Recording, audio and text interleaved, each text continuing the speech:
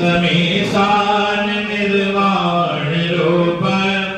विभुं व्यापकं ब्रह्म वेद स्वरूप निजं निर्गुणं निर्विकल्प निरीह चिदाकाशमाकाशवास भजेह निराकारमोङ्कार मूलं तुरीय गिराज्ञानगोपीतमीशं गिरीश करालं महाकालकालं कृपाल गुणाकार संसारपारं नतोः तुषारा